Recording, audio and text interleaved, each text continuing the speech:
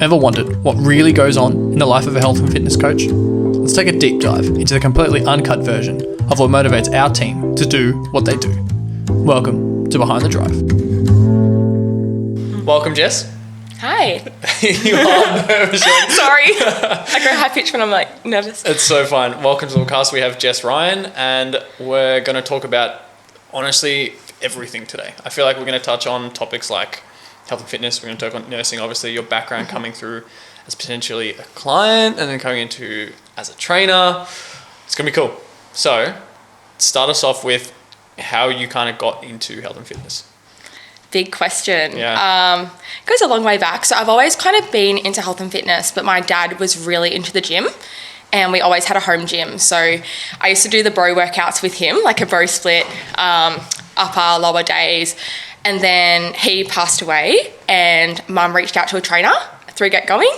And I started with Chelsea at Get Going and then it kind of went from there. Cool.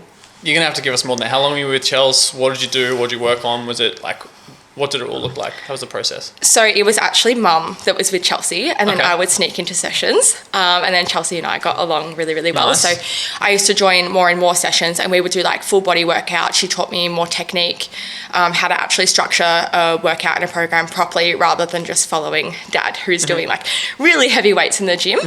And yeah, I stayed with her for a couple of years and then mum moved house and we lost Chelsea for a little bit and I reached out to an online coach and then I started with a coach for I think a good 3 years before I got into proper bodybuilding prep and things. And you said you moved house. We were touching on this before. Do you want to talk about the whole moving house situation, like Metricon and like, Yeah. we were literally talking about it just then. So we were talking just before the mics came on. I've lived in a lot of houses growing up because mum and dad used to work in sales and we would just move houses regularly and I loved it because I got to experience new houses all the time and we eventually upgraded the home gym with the house moves as well. So we started with like a grungy old gym and then mum and dad got all this new equipment because we had more room to put it in and yeah, Chelsea eventually followed along with the houses so we kept her for a little bit longer as well. She just loved us so much. She's like, I'm moving with you. Oh my God. And so you've moved in, how many suburbs have you lived in so far? Oh, I wouldn't know. I've been like mainly Rowville, Glen Waverley area growing up. So just yeah. like edge of like southeast. Yeah. And now I'm like Ringwood based. Cool. And how are you finding it there?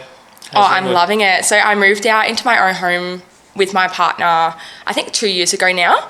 And it was a shock at first, but now I'm loving it. Partner as in fiance? Oh, fiance, sorry. He'll kill me if I said that. Yeah. I always tell people off, they call him boyfriend and I'm like, you mean fiance? There's a little step above that one. Yeah. And how are you finding the whole like owning your own home, developing, because you've been there for a while now, right? Yeah. 2 years? 3 Yeah. years? 2 years and I loved it at first. We're feeling the mortgage a little bit more now, especially planning for a wedding as well. But having the independence and the flexibility, especially stepping into bodybuilding, being able to organise all your own meals and everything makes such a big difference rather than trying to count mum's like calories with her dinner and you don't want things. to disrespect Oh, your 100%. family's meals. You're like, sorry, I don't want to have that tonight because I'm trying to really reach this specific goal, right? Mum was really good about it though. Like she always made specific amounts for me and let me bring out the scales and things. So I was really lucky. So how did you get into bodybuilding? My coach, my online coach at the time was competing in WBFF and I loved her look and I'd been working really hard over the past few years to build a really good relationship with food and my body and establish kind of who I am and what I want to do, and I just used it as an excuse to show that off. Really, it wasn't like I want to get skinny or I want to step on stage. It wasn't actually about the stage, it was more about the process and just kind of the end product and being like, I can't believe I got here. Like you've actually done, because it's the extreme of like one of the extremes of health and fitness, right? Like you have see sports performance or you see powerlifting or you see something similar that's quite, it's a performance end, right? Yeah. It's not making yourself feel good all the time. It's genuinely performance. I can imagine your body's sore regularly or you might be hungry regularly and like there's really strong periods of intensity around the sport. But like, how do you find a way to kind of control those factors and how do you find a way to like stay on top of all those little details at all the time? I think the main thing, and I say this to clients a lot as well, is creating foundational habits. So before I even started thinking about going on stage, I was already training regularly, having my meals, tracking my macros, getting my sleep, my steps, my water. Everything else was kind of all in line. And then when I wanted to step on the stage, it was just turning the dial up that notch. And it was probably the hardest thing I've done. I don't know how my fiance is still with me. You're hungry, you're tired, you're irritable, your libido's low. I lost my period, and it was really, really hard. But getting on that stage, I was just so proud of myself for sticking it out and proving that I could do it for myself as well. And it was a real celebration. So. And how long was your prep? 16 weeks. Cool. So Long that's like long for us, but is that short in bodybuilding, or what is that typically? Yeah, generally 12 to 20 weeks. 12's very aggressive. Yeah. 16 was kind of in the middle, but I was already pretty lean to start with, and then my coach said we'd only need 4 months to really dial it in. But it's funny because 16 weeks isn't particularly long, but when you're doing it, it feels like forever because you're missing out on functions and bringing your meals everywhere, and yeah, it's a long time. That's something I definitely want to talk about today, so we can go into that before we even go into any more history stuff. How do you go with bringing meals to family events or to dinners, or like we'll talk about alcohol later as well. How do you go managing that whole situation? So for the first month of prep, I was pretty flexible and still going out to things, still eating things out, but just being really mindful. So for breakfast, instead of getting the full big breakfast, you'll just get, 2 poached eggs with 1 slice of toast instead. And then come the 12-week out mark, you have to really cut out anything from a restaurant or whatever. So I would just tell friends I'll come out for a coffee, and then eventually it became I'm coming out for a Diet Coke, and at family dinners I'll just bring my own prep, and they were really understanding. Has there been any restaurants that you've found that kind of help you stay in line with your goals in terms of like a macro counting, or they have clear lists of recipes and everything that you can kind of go to? Yeah, it's probably not accurate, like very accurate, but I do Boost Juice. They have their macros. Grilled has their macros. Nando's, a lot of those kind of chains on MyFitnessPal will have the calories, but in prep, I wouldn't want it because you're so deprived of nutrients. Having a Boost or a grilled burger isn't going to really satiate me. Yeah, and because that's the whole point of like you need to have quite voluminous food to try and keep your brain happy and your stomach full, and you're not like yelling at everyone because you just want your next meal, right? You still do, but it's meant to help. Okay, so that's all sorted. In terms of like what the calorie breakdown is, how did you try and work out for yourself what you need to have, or with your coach? So I was really lucky. My coach was a dietitian with a long history of competing herself, prepping clients for stage and things. So she started out doing macros for me, and I'm really lucky. I reverse dieted prior to going with her, which meant I could get my maintenance up to 2,500 calories plus. So my prep to stage I was mainly above 2,000 calories the whole time. But she sorted out all my macros for me, and then around 8 weeks out, I just did a meal plan, and I was eating the same thing every day. But it was easy. You got to keep the variables as low as possible, right? Like from a stimulus point of view, like a brain.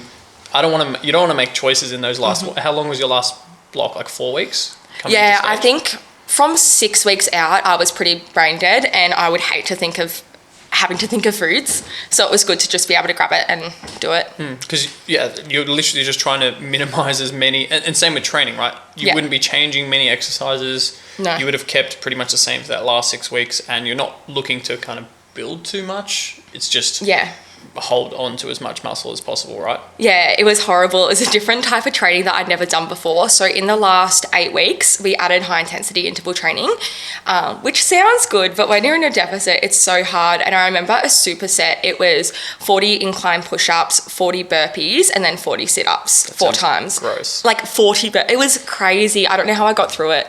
I wouldn't be able to do it now, I'm too big, but... how do you talk us through what the thought process is going into training sessions when you're on maybe like 1,800 calories coming into the last couple of weeks, and when you've been on 2,500, like that's pretty much nothing, doing 10,000 steps a day and training once a day at least, right? Yeah. How do you motivate yourself for those sessions? My first thought, I'm always like, wow, I look so jacked because you're so shredded. That helps, like flexing in the mirror. I did it early in the morning. So because I'm a nurse as well, I would often have AM shifts starting at 7 a.m. and I'd literally get to the gym at 4:30 because I knew after work I wouldn't have the energy or the capacity to do it. So I would get it done first thing, generally on an empty stomach, but then coming the final weeks of prep, I was so fatigued. I said to my coach, I'm like, I need something. So I had half a smoothie before training, half a smoothie after, and it was just good to get it done, and then I know that I can relax the rest of the day. Yeah, I think that's a tricky one because you want to fuel performance. Yeah. But you also have to play with the calories that you've got, right? Yeah. And it's hard because it's not really a time to be pushing strength goals, but I'm so strength motivated. Like hitting PBs is a huge thing for me. And in those last 4 weeks, my bench went down like 10 kilos. You just can't do it. It's sad, but then you know that once comp's over, you can have a different goal and go from there. What was the period, maybe the 4 weeks after comp like in terms of eating and returning back to maintenance calories and kind of... It's not that you weren't enjoying life before, but it was a different life for you. Yeah, people say that they really struggle after comp. I certainly did, but not in the way that most people do. So my hunger hormones were out of whack.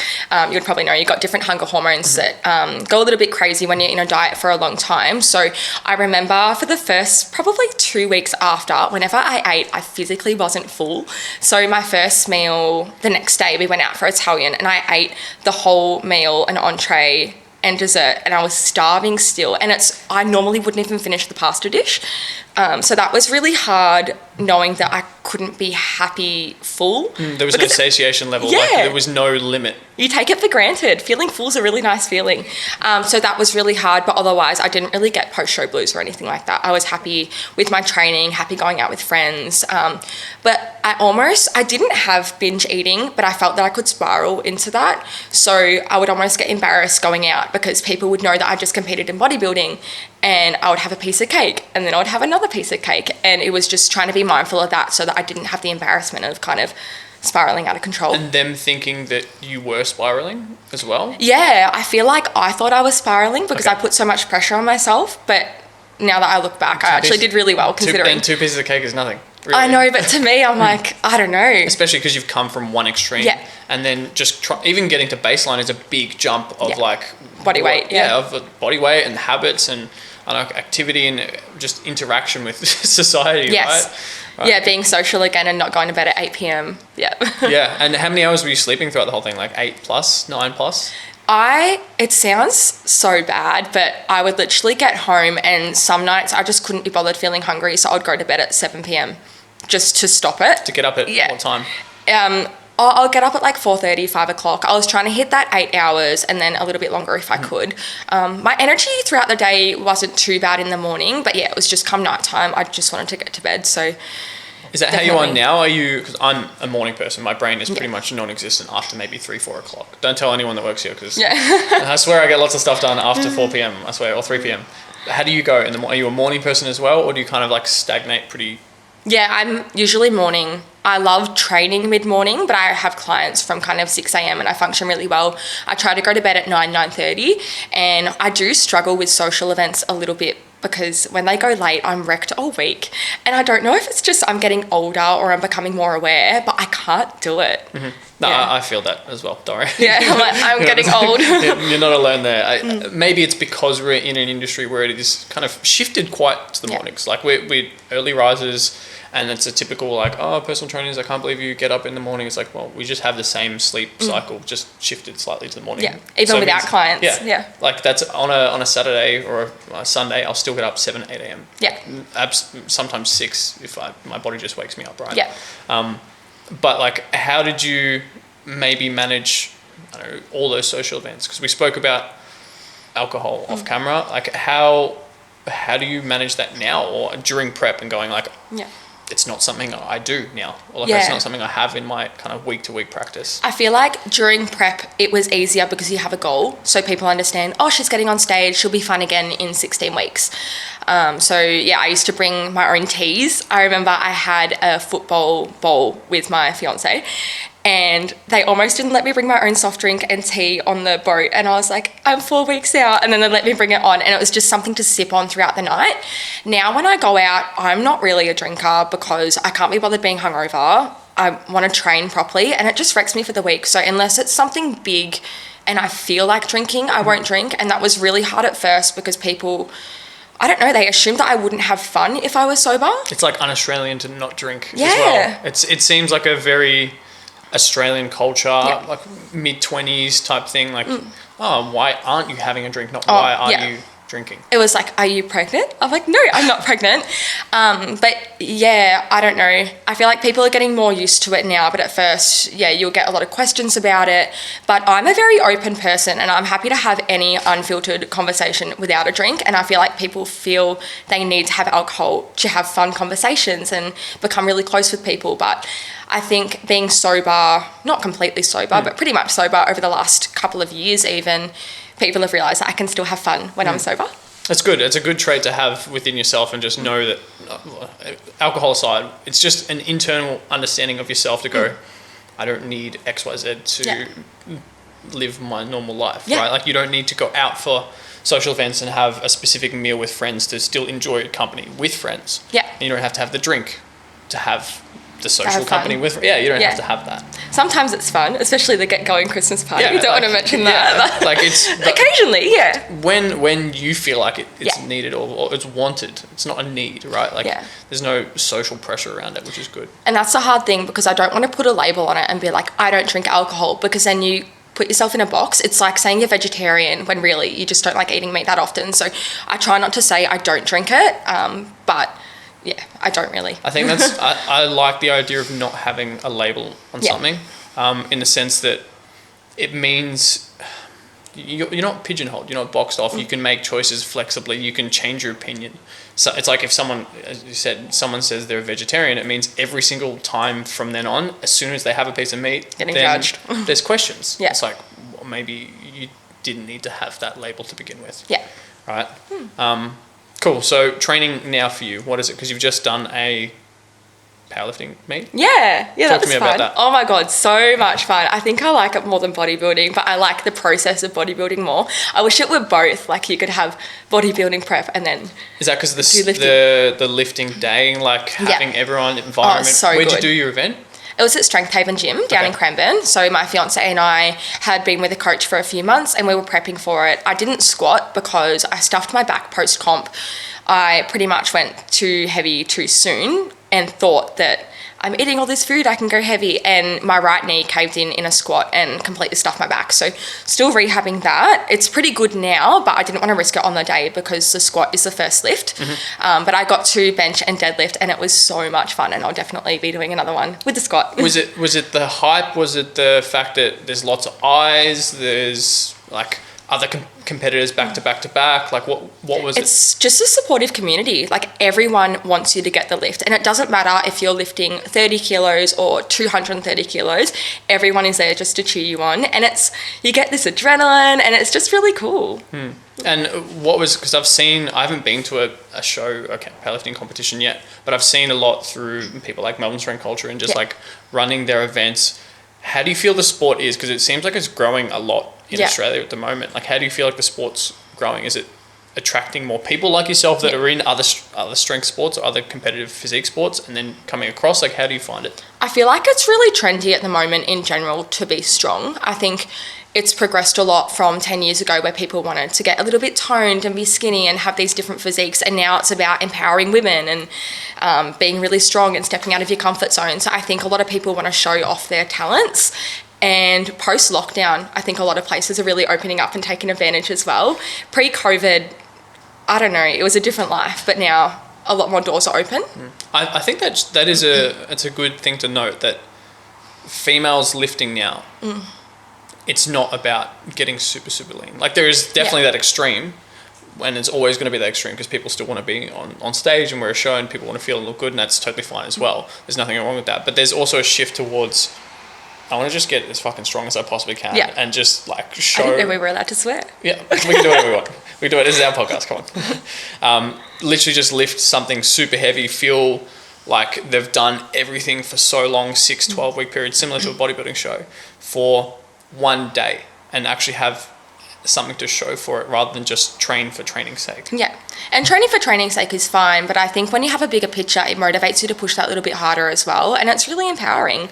Like I loved showing it off, and I'll be doing it again, and it kind of sets a baseline to beat yourself as well. It's not like being in the gym and just hitting a PB. With comp, there's different rules to it as well. You've got to have a pause on the bench, you've got to lock out properly with your deadlift. Like, you can't have a cheat PB. So having a comp PB is awesome to build on as a foundation. Yeah, and it's almost standardized across the board as well. Like, you have to have, as you said, a parallel squat. You have to have deadlift. It's a full lockout. You have to have 3 people judge you and give you white lights to count it as a lift. Like, there's some level of social appreciation for exactly what's happened, not just your own internal. Like, your own internal is great, but it's also nice to have that external satisfaction from an event, right? It's not just a quick ego lift. It's like other people approve of it too. Absolutely. Cool. So, training now for you, what does that look like? I'm a bit of a hot mess at the moment post-comp. I just had a week of having fun in the gym, and now I'm in a hypertrophy block, so really high rep. I'm doing 4 days a week instead of 5 because I've got quite a few clients. I'm picking up shifts in the hospital because I'm saving for a wedding. So I'm finding that I didn't have the time to train 5 days, so we've stripped it back, but my intensity has increased a lot. I'm finding that I'm having more recovery time, which is really good. And it's a split upper lower, or full body? It's two lower, 2 upper, but one of the uppers has glutes in it as well, because if I do want to compete in bodybuilding again, I need my bum to grow. Okay. Is that one of the target areas that your coach has spoken about, or is it something you just want? It's just a thing. Like WBFF and ICN, the feedback is always grow your glutes. So yeah, I may as well use the food as fuel and grow them. Yeah. That's good. That's how building works. Yes. Who would have thought? And you said nursing in there. Yeah. So tell us about that, because you didn't directly go straight into health and fitness, right? Like you went and did a different course first. Yeah. Tell us about that. So I did my Bachelor of Nursing over 3.5 years, and then because I took 6 months break in there whilst Dad was unwell. And then I went straight into my grad year in an emergency department. I did 6 months in a neurology ward, so like strokes and seizures and things. And then I just realised how much I love ED. So I went back to that and I did my postgraduate certificate in critical care, which gets you pretty high up in the department. Like, you're head of resus, you're triaging. It's pretty much a step below. First call if anything goes wrong, right? Yeah, so you're pretty senior in the department, but that was throughout COVID, and we were doing night shift every 4 weeks, and I loved bodybuilding, and it sounds kind of selfish, but it was interfering with my gains. So I would be doing, 4 to 5 night shifts in a row, having a bit of a break, and then going back onto nights again. And my lifts were kind of suffering because of it, and I thought, what's a better way that I can do this? Because I love the gym and bodybuilding, and my lifestyle just didn't suit that. And then I realised that I could incorporate both worlds and do what I love. So I got my Cert 3 and 4 and then went down the fitness route. But yeah, I adore nursing. It's just the shift work I really struggled with. And ED, for people that don't know what that means, is... Oh, emergency department, yeah. It's so funny. She's going to kill me. My cousin thought it meant eating disorder. So she thought I was in an eating disorder clinic for years. Just for a 12-hour shift? Yeah, she's my maid of honour. And I'm just like... Hun, it's emergency department. So funny. And so what are some typical tasks that you would have to do in that space? Say, because you only work 1 shift at the moment, or one to 2 a week or so. What are some of the things you would have to do day to day? It's pretty crazy. When I say it out loud, I always want to bring a camera. But we deal with everything from a stub toe to cardiac arrests, lots of trauma, gunshots, car accidents, the whole works. So paramedics bring them into us and then we clean them up. So... everything. I don't know. I don't want to get too gory. I can imagine there's also some liability of stuff you can and cannot say as well. Yeah, well, I can't mention patient names, but we see it all. In some shifts, you're in resus with a patient on life support for 10, 12 hours. Wow. Yeah, just babysitting them. Sometimes you're doing CPR for hours. Other times you're just at triage, chilling out when it's a little bit quiet. So it was funny. I collected documents for CPR and everything, and it's crazy that ED doesn't have to have technically CPR, or what do you mean? Do you have to have a registered CPR, or because you're a nurse, it's a higher level? You guys are so different. So it's funny because I've actually got my CPR course after this, and I feel like saying to the teacher, have you done CPR before? But no, we learn CPR on the job. So it's a part of your undergrad. For your bachelor, you learn it, and then to get up to resus, it's not so much the CPR that you have to learn, it's more the post-care. So the putting them on life support, putting in all the lines, dealing with the pathophys of the patient, looking at them and saying, how can we fix this, rather than the actual compressions. We have a machine in hospital that does it for us. Yeah. So I was going to say, it doesn't make sense to be a fully registered nurse in the emergency department and be like, by the way, you have to go to your they need to CPR change course. that, and you have to pay for the CPR course. And Yeah. I'm like, I could teach this, but no, it's fine. I just do what I have to do and tick the boxes and smile. Yeah, of course, and just take parts of the class. Yeah. Don't fill all the quiz Like, marks. that's for everyone. incorrect, yeah. People paying you to fill out the quiz at the end as well. Oh yeah, of course. No. That's a good way to make some money. Make extra money. And like, how do you find that, like, managing that alongside personal training at the moment? It's a lot better now. At first, I struggled with the transition because I didn't know if I identified as a nurse or a personal trainer. So I was picking up a lot of nursing shifts still because it's what I knew. Whereas now I've stepped away from that, and I still adore nursing, but I just do it when it suits me. So it'll be once a week, sometimes once a fortnight if I got things going on. And I just plan my clients around it, and they know I'm a nurse. So if they want to change or reschedule a session, I can say I'm in the hospital that day. What day can you do? So I just block out Thursdays. I generally don't take on clients, and it gives me an option to go into the hospital, and then on weekends as well. Or have a day off. Or have a day off occasionally. After the wedding, I'll have more days off. Yeah. Probably good at it. How has it helped you with personal training? Oh, it's so good. I've got a pregnant client at the moment, and I understand all the patho fears, any past medical history, I understand. Yeah, it's really helped me. Oh, yeah.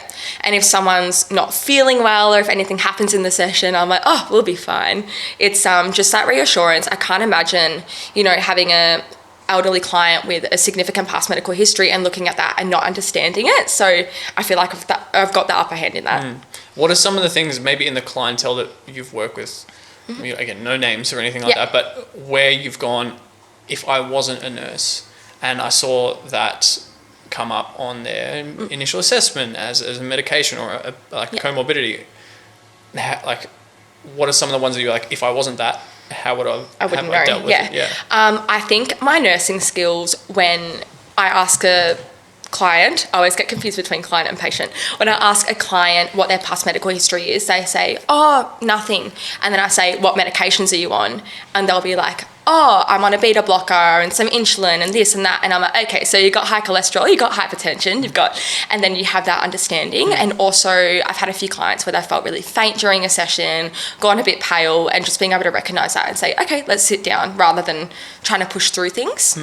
And is that from you just like pattern recognition, or you can see that there's like a straight line between having like the low blood pressure or maybe like a blood thinner that they're on, and like changing some of the exercises that you might need to do in the session?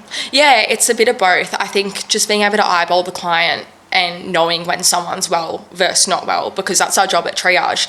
You look at someone and you say, you need help immediately, or you can wait a little bit. And it's similar skills that I use with clients when they're pushing themselves in sessions. And then also knowing even pregnancy, like don't lie a pregnant lady on her back for exercises, don't do any plyometrics, all the little things that you would probably have to do a lot of research on just come naturally, which is really nice. And what are some other things to consider, I know from the nurse lens of like, if someone is going through, if someone has high blood pressure, or if someone is taking a beta blocker or something like that, what are some considerations that we might need to have? Yeah, so just listen to them when they say they've got any symptoms. I wouldn't get them up and down quickly if they've had a recent change in blood pressure medications, or if they're trying something new. You can encourage them to track their measurements. So similar to them tracking their weight, just say, hey, can you take your blood pressure every morning as well, or before they work out? If they're feeling a bit off, taking their blood pressure and taking that initiative to see how they're feeling. Same with sugars. If they're feeling really off in a session and I've got a diabetic who's just had insulin, I'll be like, let's just check your sugar and see how it's going. Is it something that, again, this is not something that I would actually know the answer to. Is it something that if someone has been given a strong medication or is a type 1 diabetic, that they've got a clear plan of how to do it on their own, so you could ask them, a client, to do it if you were worried in a session as a trainer? Or? Yeah. So as a nurse, like I'm happy, and I think as a PT we can take blood pressures and things. I wouldn't go pricking people's fingers for a blood sugar, but you should have the confidence to ask them or say, hey, I need you to get this checked. Same as if a client's looking like crap and generally unwell, you could prompt a blood test, like maybe you should go to your GP. So just encouraging them to take initiative to do it. It's a tricky space because it's like you want the best of them, but you don't want to be like stopping or hindering the training process as well. Like you want them to continue training with you because you know it's going to help them in some sense, but you also don't want to make them worse. Yeah, it's like when someone has an injury and it's like, do you give it a go or do you stop moving altogether until they seek help? And I think it's just a matter of using your education and your judgment and then pushing appropriately. Yeah, it's a very, very tricky space because movement is like medicine in that sense that you need to do specific rehab, but it's tailored to the person. It's tailored to their specific muscle groups and the tolerance of the tissues at any given time. Yeah. So it's like you push too much. It's like the porridge is too cold, too hot, and it needs to be just right. Porridge. Yeah. The porridge is pretty good. Porridge is very good actually. But it's like if you get the porridge wrong, you put someone like a couple of weeks put them back, at risk. Yeah. Right. Cool. So talk to me about the wedding. You have to give details. Wedding. What have you got sorted plan wise? Oh, we got everything now pretty much. My fiance needs to organise the cars. That's a big one that he's been putting off. Is that something that he really likes, or do you like cars? He's going to hate me. I wanted just an Uber. I was like, we're not going to get photos in it. I'm happy to just get an Uber or I will drive. So none of you are car people? Really? No. Okay. Jace likes cars, but he's not like big into it. But yeah, he's organising the cars because apparently an Uber's inappropriate for a wedding. But yeah, we actually got a stylist who's doing it all for us. I couldn't be stuffed doing it. That would have been a nice relief, yes, right? Yeah. So she's organising flowers, seating chart, everything for us. So we just give her a bit of money and off she goes, and she comes back with some ideas that we've chosen, and then she does it all. So were there any things that you really wanted? I wanted an indoor space because I'm a stress head with weather and I don't want it to ruin my day. So I'm like, I'll just remove the variable and then it can't ruin it. That's exactly what I would have done as well. We're getting married in a chapel, which would be nice, and it's at a winery, so they're both in the same area. Yeah. Beautiful. So there was no other I want to have a specific cake. I want to have. We don't even have a cake yet. Color schemes, anything. You were pretty. This is a special day for you, but you want it to be about the people, not super. Yeah. I thought I would be bridezilla, but I'm so relaxed. My friends are like, you need to get yourself organised. We need to go dress shopping and things. But yeah, I've surprised myself. I just want to marry him. I don't know. It sounds corny. Well, that's getting all lovey on a podcast. You kind of want to just get it done. Yeah, I'm like, get that ring on. If it were COVID times and we couldn't do the wedding, I would elope and just get it. Yeah, I don't really care. I think it's more for family and elderly people in the family because on Jason's side, we're the first ones getting married. So we want to have the whole family there and celebrate it. So that'd be cool. That's why we're doing it. Yeah. That's nice. And what about some other areas of your life at the moment? So training is a big one. Health and fitness is a big one. Mm-hmm. They're kind of in the same category, but looking after yourself is different to health and to training to me. What do you do from a stress point of view? Do you have any little habits for yourself? Do you have any TV shows or anything that help you wind down? What are some things outside of training? I'm weird because I don't really watch TV, but I have a little hobby that a lot of people don't know about, and that's music. So originally, I wanted to be doing music therapy growing up. I didn't even want to be a nurse. Talk to me about what music therapy is, and then we can talk about the busking as well. So music therapy, in my eyes at the time, I thought it was just going into hospitals and playing music for people to help them feel good. And essentially, it kind of is what it is, but it's really hard to get into because how many people can you have playing piano in a hospital, really? So mum and dad said, maybe we'll just go down the nursing route, and it's still in the hospital. But yeah, I've been playing piano since I was 5, and I did busking and did a few gigs and just loved it. So I still use that as my kind of wind down at the moment. So you have a piano at home? No, mum's got it because I moved out, but I've got a keyboard. Okay. It's a good keyboard, so. I was going to say, moving a piano is tough, right? Yeah, and it goes out of tune. So every time we moved house, I have to retune it. Yeah. No, and you move 8 times in a 10-year period. Do you have anything are you gonna play at the wedding? Are you gonna have one there? So I'm playing at my brother's weddings. Poor mum. All 3 of us are getting married this year. So I got a little brother and an older brother, and I'm playing at their weddings. But at my own, I'm just relaxing. Okay. I'll be drinking there. Yeah. Oh, you will be. Have a champagne instead of playing piano. Yeah. Nice. And busking, is that was that actually just on the streets? I know you said to me before it was for a company at some point at open houses. Yeah, so I did busking down at Caribbean markets growing up. Oh, what a venue. It was so cool. How good are Caribbean markets? Oh, no, they're closed now. Yeah, but they sold the land or something like that? Yeah, sad. But growing up, kind of 15, 16, Mum used to take me there every Sunday and I would make like $400, which is a lot for a young girl. So I always got Mum a really nice birthday present. But I started there, then I got my busking license for the city. So I'll do all around the city in Flinders Street. I had a friend at the time who played guitar and we used to busk together. But I always made more money when I was alone. I think they liked like the young girl alone rather than with someone else. Like the story, the narrative behind it was like more... I know, she's really kind of like going off on her own. She's going for it. But yeah, so I did that and then I got approached because Mum and Dad were in sales at the time. They had some network and I would play at open houses before auctions. It must be big auctions then. Some were huge, others were not. Really? It was a variety, but I'd probably do 4 or 5 houses a day, like on a Saturday, and I'll just go around in the morning, just play background music for people, pack up, go to the next one, and I loved it. It was a good way to earn some good money. When did you start working? Because it sounds like you've been working literally since you were conceived. Yeah, I don't know if I was busking before I started working properly, like in an ice cream store or something. I just love work. It's so weird. I haven't burnt out yet, so... That's good. Yeah, it's been a while. Like, where has that come from? Where was it a family thing? Like, family was always working? I think it's my dad. Like, he was such a workaholic, still a family man and still showed up and was always there, but just really hardworking. And when you do something, you do it properly and take it too far. And I feel like that's me with fitness because I just started at home gym and now I'm a fitness trainer. Like it's a good it's always going. At least you have a clear vision and like a path that you've just. It sounds like you've enjoyed it. Like, I love it. Some people, like as you said, get burnt out pretty quick from doing something with high intensity. Yeah. A task with high intensity, but it sounds like it's gives you more energy than it takes. Yeah, and I think it's a matter of prioritizing your health on the side as well. So working really hard, but also resting hard, making sure you're getting your sleep, your nutrition's on track, and staying on top of your social life as well. So it's about having the balance, I think. And so Dad was a workaholic.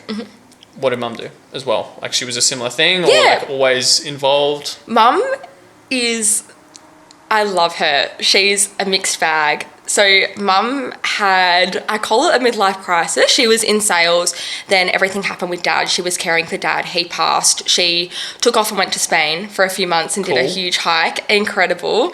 Came back and decided she wanted to be a nurse. So now she's a nurse. Oh, nice. And she's working, she owned a bar for a little while. She's working at a football club now. She's kind of very spontaneous. I think that's where I get my spontaneity from. I think that's an underrated thing to do, yourself doing nursing and personal training and doing music as well in some capacity, like for a passion, like, but you've worked in that space before. I don't think enough people these days do multiple jobs. Yeah, I think people get comfortable, but I think with the exposure and the experience that Mum and I had, you realise it's getting all emotional. This is your life and you don't get a second shot at it. So you can either do what you want and experience everything while you're young and get it done, or you don't get a second shot. So if you're thinking about doing something, just do it. And you don't have to, like, almost circling back to the categories of being a vegetarian or not drinking, like you don't have to pigeonhole yourself into one job title, one career forever. Yeah. Right? And changing careers for Mum was the best thing that she ever did. She's so happy now. She's learning so much. She's just changed completely and she wouldn't have had that if she didn't take the leap.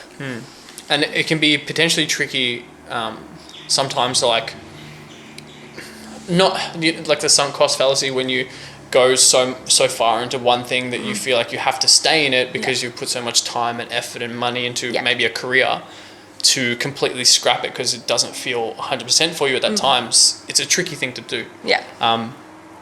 But it shouldn't be, right? Like if it doesn't, as you said before, if it doesn't feel right, you only have one shot. So you may as well take a leap into something else. Yeah, I did feel that a little bit with nursing, but at the end of the day, you just got to do what's right for you.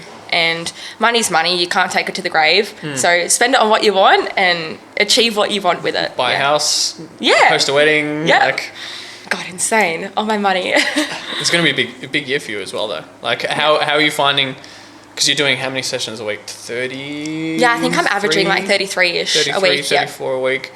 a one whole nursing shift, Yeah. you're training 4 times a week, and you're planning a wedding. Like, Yeah. where does the other hours of your day exist? Or is that enough to kind of keep you happy and satisfied? Yeah, I'm pretty happy. I've got a crazy dog that I got as well. I didn't think he would take up so much time, but he is insane. So I have to prioritize like an hour for him just to walk him and like I'll be doing something relaxing and vacuuming on the side because he loves a vacuum. So I'm like trying to... Don't they normally hate? Oh, he loves it. I think because I know that dogs hate them, I made him love it, and now he loves it so much. But yeah, I don't really need much else. I'm really happy with where I am at the moment, and I just want to keep growing. My problem is that I'm hardly ever satisfied. I always want to push for more, so I think I'll just keep learning and developing, and hopefully, my 33 sessions at the moment might look good, but I want to make them look great with my professional development and how I interact with clients and just growing on those. So I'm pretty happy with what I'm doing. It's just perfecting what I'm doing that I want to do. Yeah.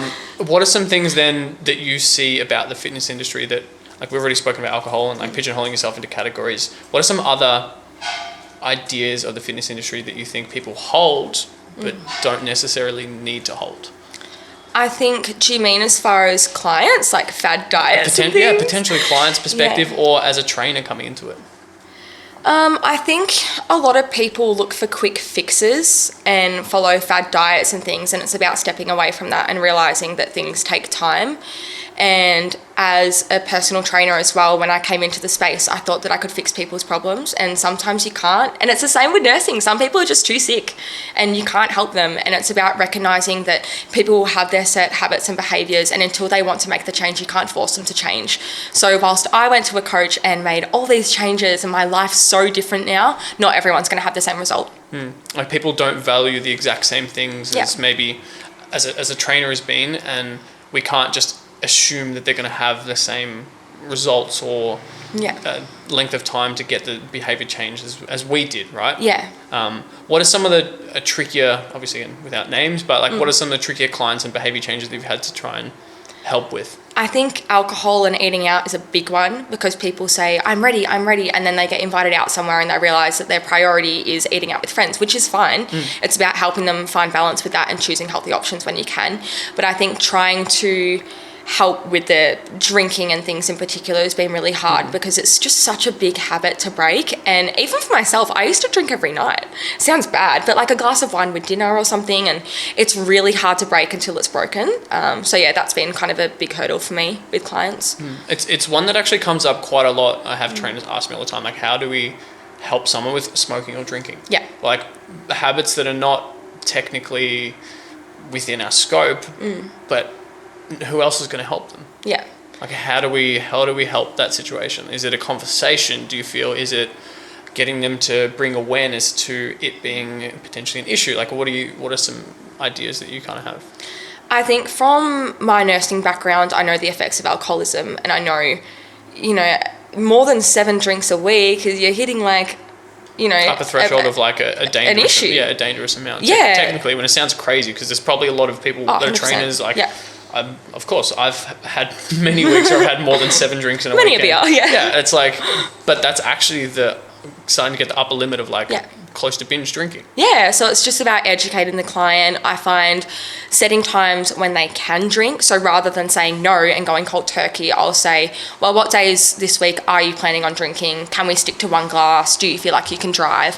And just navigating through that and just taking baby steps. So rather than, going all or nothing, just helping them slowly. Yeah, I think that's a good one. All or nothing. That mindset can be really, really good or super dangerous. Yeah. Again, it can be all or nothing or all or nothing, right? But medically with drinking, if someone's binge drinking, like a heavy drinker, if you take them off that, they're at risk of having seizures and all other things going wrong. So you do actually have to be careful with it as well. Yeah, and it can be such a hard conversation to have with clients. Maybe not as hard for you, but it would be a tricky conversation with me to have with a client of like how to help them with smoking. I don't know. I'm not a smoker. I don't know what it feels like. I don't know what that behavior or habit is connected to in their personal life either. Do you have any like thoughts or comments on smoking in itself? I think a big one is referring out when you need to and realising that you can't help everyone. So whilst we're not specialised in stopping smoking, a GP can help, a psychiatrist, psychologist can help. I've had people get like hypnotherapy before that's helped. But sometimes, you know, everyone in their life is probably telling them that they need to quit. Having you tell them probably isn't going to change it. So it's about referring out and getting them the help that they actually need. Or like even asking them questions that maybe someone else hasn't thought about before. Yeah, like, so tapping into the psychology side. And getting them to try and realise things for themselves instead of like, again, you said, telling someone that they need to stop doing something, they typically know. It's like any health and fitness behaviour. They know they need to train, they know they need to eat healthy, they know they need to get 8 hours of sleep a night, but that's not typically...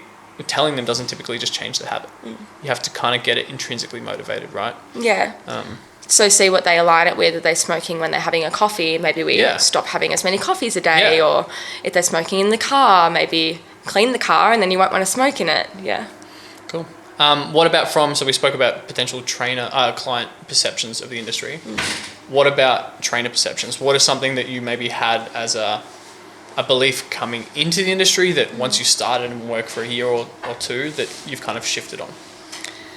I think coming into the industry, I thought it would be easier because from the outside it does look quite simple, and I thought it would be it's just sets more and reps, cruisy. Right? Oh, of course.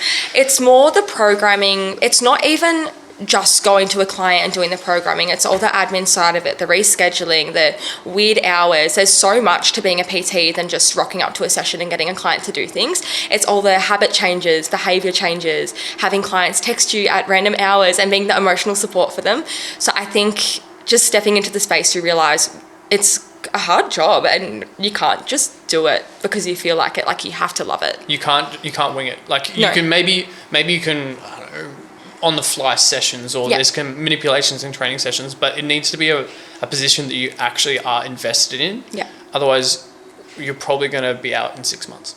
Exactly. And I feel like so many people are getting their certificates and going, I'm going to be an online coach. And they try and get into that space straight away. And I'm like, you got to do the hard yards because until you work with people, I have learned so much about people from being with them in person that you wouldn't learn online.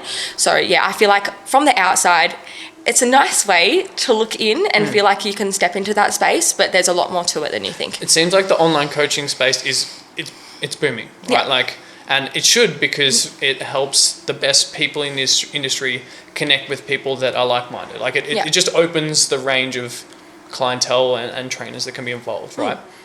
The issue is when people don't have any experience face-to-face with people, or they adopt that kind of like dictator mentality as an online coach because they're not in there face-to-face. They can kind of say whatever they want over a keyboard or a phone or a text. Yeah, and I have online clients too, and don't get me wrong, some of them are achieving amazing results and it's incredible, but others need the face-to-face. Like when they go online, they just taper off, and you're going to be pretty upset as a trainer if you get 10 clients and only 2 of them get results because they just don't log in to the system or they're not responding to you. Like it's hard online. In person, you can have a conversation and say, hey, what's up? How can I help you? And you're in our business model as well, you're at their door. Like you're knocking on their front door. So you're kind of like creating as low barrier to entry to the whole training process as possible. Whereas online, it puts it in their hands. 100%. You've got to have a motivated client. Yeah. Which is like, it's good because it attracts different type of people. And we want to give, again, everyone opportunity to train. But you can't just go straight into that. You have to do some groundwork early days. 100%. You've got to learn. What about some potential goals for yourself over these next year to 2 years? Like, what do you want to do? I want to keep learning and perfecting the skills that I have. I've been a nurse forever, but I haven't been a PT forever. So just refining my skills and getting more exposure with that. And then I really don't know. I just want to get married and maybe have kids in the future. Do you have an idea? I'm just having fun. No, it's good. Do you have an idea for the honeymoon? Do you have anything like that? Yes, so going to Hamilton Island. We booked sick. it. I wanted New Zealand, but Jason didn't want to do anything. He's like, he said, if I go overseas, I'm going to feel like I have to do things. I just want to stay somewhere, but I can do nothing. I'm like, that's fair.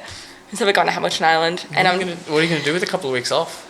I think we're going for like 5 nights. We're not we're not that rich. But yeah, I don't know. It's going to be weird not working. It'll be good though. I'm excited. and it's just going to be lie by the water on a banana lounge chair and relax for actually 5 days? Yeah, I think we'll do one day like snorkeling and things. Cool. I did it with my family probably 5 years ago and I loved it and I really want to share the experience. So we'll do that, probably get the helicopter over the Great Barrier Reef and go and do all that. But other than that, yeah, just relaxing. Proper genuine stress relief. Because weddings shouldn't be stressful because it's meant to be a big day, but it is. Right? I'm making mine as least stressed as I can, but there's still going to be levels in your brain leading up to the 5 or like the week before. It's like, is everything going to fall into place? Is he going to say no? Is anyone going to yell out? It's going to be a cool year though, and I'm excited to hear how the rest of it all goes from this year and the years following as well. I'm excited too. Cool. Well, thank you for coming on. Thank you for having me. And enjoy the rest of your day. Okay? I'm finally not nervous and we're getting off. That's how it works. You have to come on again then. Okay. Cool. Enjoy.